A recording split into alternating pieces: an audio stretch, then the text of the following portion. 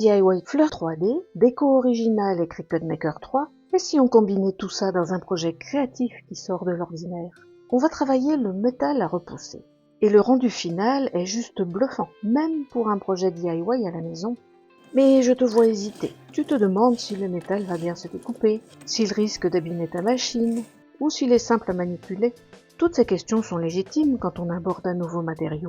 C'est pourquoi, dans ce tutoriel, je t'accompagne depuis la conception sur Cricut Design Space jusqu'à l'assemblage final en volume, en passant par la découpe, l'embossage et le modelage. Et le bonus qui ne gâche rien, ce projet va même naturellement aiguiser ta lame à pointe fine. Alors, prête à transformer une simple feuille de métal en une magnifique fleur 3D? Allons-y! J'aime beaucoup les décorations avec des fleurs en métal. J'en ai créé un grand nombre, et à chaque fois que j'en offre une, c'est le même succès. Mais jusqu'à présent, pour les découpes, j'étais limitée aux emporte-pièces. Pratique, certes, mais un peu restrictif, tant en termes de forme que de taille. Dans ma réserve de matériaux, j'ai ces feuilles de métal à embosser. D'ailleurs, si tu veux te les procurer, je te mets le lien en description. Il y a 5 couleurs au choix: bleu, rouge, vert, or et argent. Chaque feuille a un côté coloré et un côté argenté, idéal pour jouer avec les contrastes. Après quelques essais, j'ai trouvé les réglages parfaits pour des découpes nickel, et je te les partage un peu plus loin dans cette vidéo. Et le meilleur dans tout ça, pour ne pas risquer d'abîmer ma lame à pointe fine, j'ai commencé mes tests avec une vieille lame rangée dans la boîte des presque bonnes à jeter. Et là, surprise, le fait de couper de l'aluminium lui a carrément donné une nouvelle jeunesse. Regarde, maintenant elle coupe le papier cartonné aussi bien qu'au premier jour.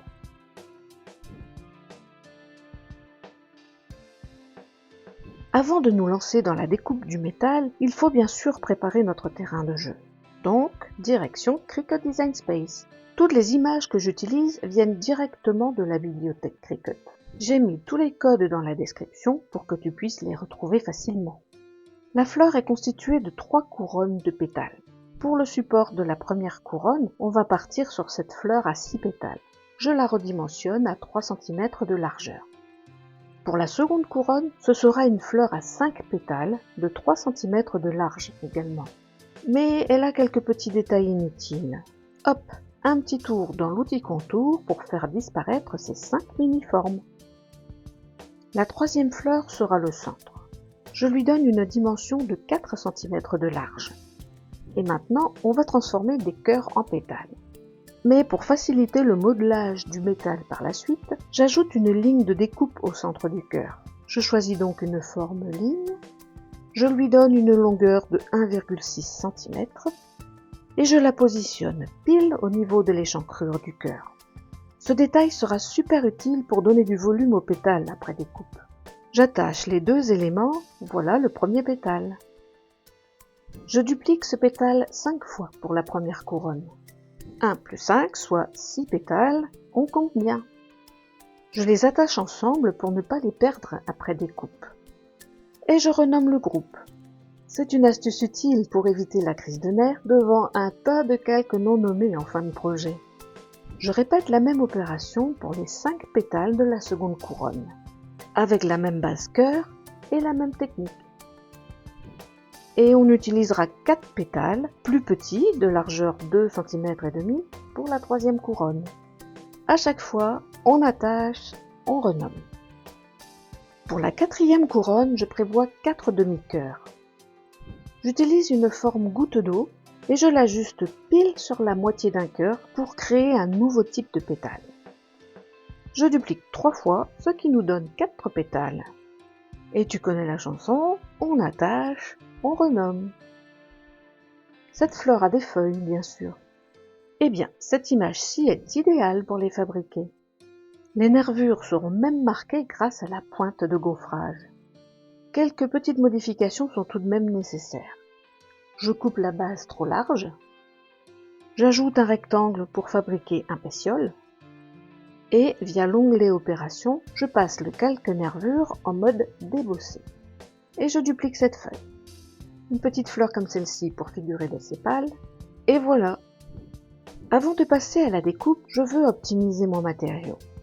Les feuilles de métal à repousser mesurent 18 cm et demi de large sur 29 cm de long. Je crée donc un rectangle guide de cette dimension. J'y dispose tous mes groupes de motifs de façon astucieuse et je les attache à nouveau, parce qu'on aime quand Cricut découpe exactement là où on veut. Tout est prêt. On passe à la découpe dans la prochaine partie.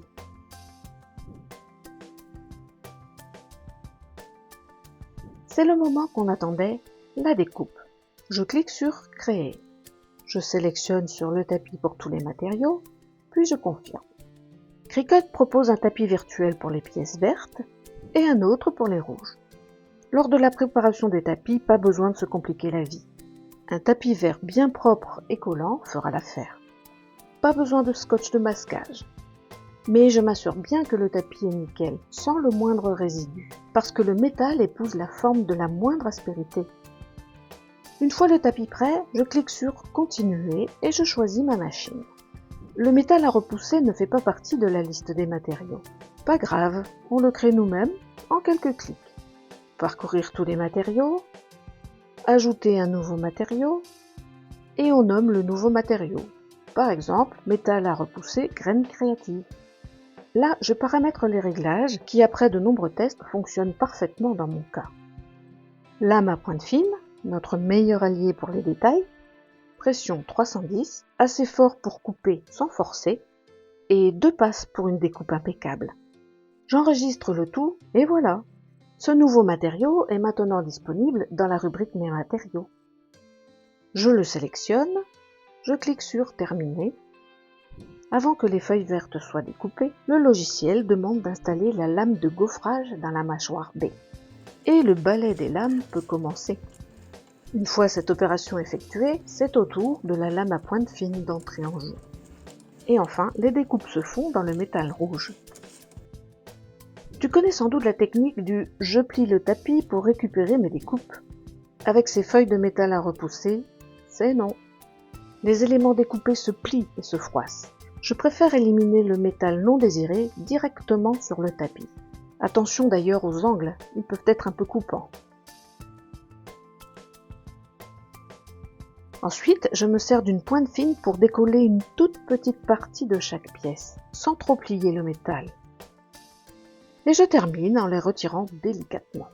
Pas de stress si les éléments sont un peu courbés. De toute façon, on va les modeler à la prochaine étape pour leur donner tout leur volume. Prête pour l'atelier sculpture? Non, pas celui-là. Toutes mes découpes sont bien récupérées et rangées sur mon plan de travail. On va maintenant passer à la phase la plus gratifiante, donner vie à notre fleur. Pour l'assemblage, j'utilise une colle néoprène transparente. Tout simplement parce qu'elle offre une excellente adhérence, une prise quasi immédiate et surtout, elle évite les tracas habituels des fils collants des pistolets à colle chaude. La première étape consiste à mettre en forme les pétales. Pour cela, un simple pic à brochette fait l'affaire. Je recourbe les 2 moitiés de chaque cœur pour leur donner du volume. Certains pétales sont pliés vers le bas, d'autres vers le haut, et parfois même l'un vers le bas et l'autre vers le haut. Cette petite variation fera que la fleur aura un aspect plus réaliste et naturel. J'applique ensuite un point de colle sur la fleur centrale qui sert de base, et j'y fixe un pétale modelé. Une pince est très utile pour bien presser sans s'en mettre plein les doigts. Je répète l'opération pour les 5 autres. Et voilà, la première couronne est en place. Je la laisse sécher pendant que je prépare la suite. Pour la deuxième couronne, la mise en forme est similaire. Mais cette fois, je plie aussi l'extrémité de chaque cœur avec une pince avant de le coller. Cela donnera plus de volume à notre fleur. Je colle chaque pétale de cette nouvelle couronne sur ceux de la fleur centrale. Pendant que ça sèche, j'ajoute une demi-perle au centre du petit élément dédié à cet effet. Je replie ensuite les pétales verticalement. Pour apporter une touche d'originalité, je fais apparaître le côté argenté du métal sur cette partie. Ça crée un contraste très sympa. Il est temps de coller la deuxième couronne sur la première en veillant à bien la centrer. Avant de fixer la dernière couronne, je prépare une petite tige en métal. Tu en trouveras en jardinerie ou en magasin de loisirs créatifs. Avec une pince, je forme un petit anneau que je replie à 90 degrés. Je perce un trou au centre de la fleur, j'applique un point de colle, je glisse la tige dans le trou et je recolle par-dessus pour bien la sécuriser. Et là, c'est le moment de faire une petite pause et de laisser tout sécher. Une fois que tout est bien solide, pour la troisième couronne, les pétales seront directement collés sur la fleur.